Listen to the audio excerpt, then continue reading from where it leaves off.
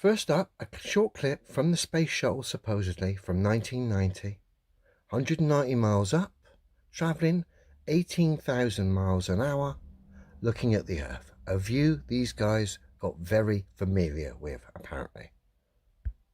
And this is the kind of view you have from the orbit that we finally got to, about 190 miles above the Earth, traveling about 18,000 miles an hour. In fact, that's pretty much the way we saw it for most of the time we were up there. There was a... So that's the view from the space orbiter shuttle from 190 miles up when you're doing 18,000 miles an hour. Okay?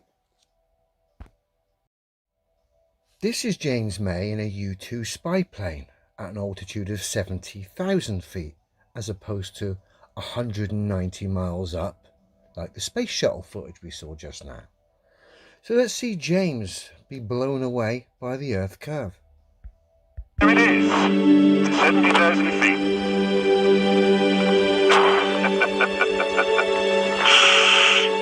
Madness. Is there anybody else up here? Presumably not. Yes! Oh man, I've got that curvature of the horizon thing. Amazing, James. Looks very familiar. Looks almost the same as the space shuttle from back in the day. I wonder what happens if we compare the two here. Bear with me. So I blended the image from James being blown away by supposedly seeing curve at 70,000 feet out of his window here. And I blended the image of supposed curve from 190 miles up from the space shuttle. Let's see how they work out as far as comparing them to each other. James May, U-2, spy plane, space shuttle. Strange. U-2 spy plane, space shuttle. Exactly the same.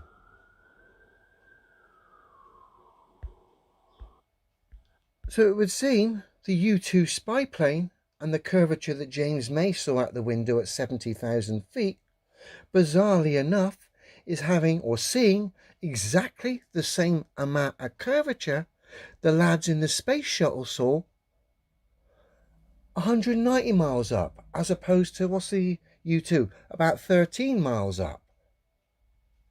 So 177 miles higher up, you see the same amount of curve. Strange. And what makes it even stranger is the fact when we go to NASA's website, we find they've actually got U-2 spy planes themselves, and have done since the early 70s. So not only have NASA's space shuttle provided footage that looks exactly the same as the U-2 spy plane that James May flew in and showed the same amount of curvature, it turns out that NASA actually have the same spy planes themselves. Who would have thought?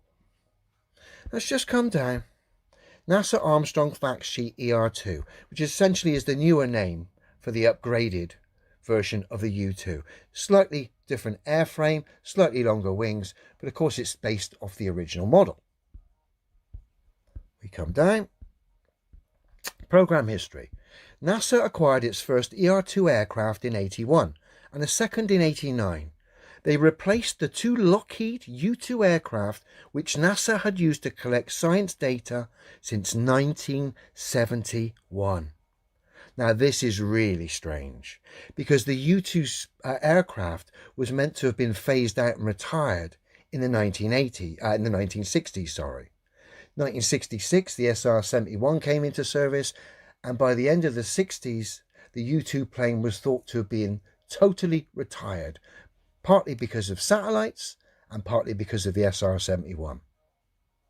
Strange that in 71 NASA would acquire two old spy planes, considering 2 years earlier they supposedly had men on the moon. Doesn't make any sense. NASA have sent men onto the moon driving about in buggies playing golf, and then a few years later they acquire old spy planes that should have retired several years earlier and have kept spy planes ever since. Kind of gives the game away, don't you think? It would seem NASA bought those planes to provide high altitude footage which they were going to cite was coming from space. The fact we've compared those two images kind of highlights that. The timeline kind of highlights that. The fact this plane is still around really highlights the absurdity of all of this heliocentric space, satellites going around balls and all the nonsense. And what makes it even more obvious is the payload options available to this plane. Does all the things supposedly satellites do and more, whether it be weather, spying, crops, evaluating for farmers, whatever. It's rather obvious at this point in time.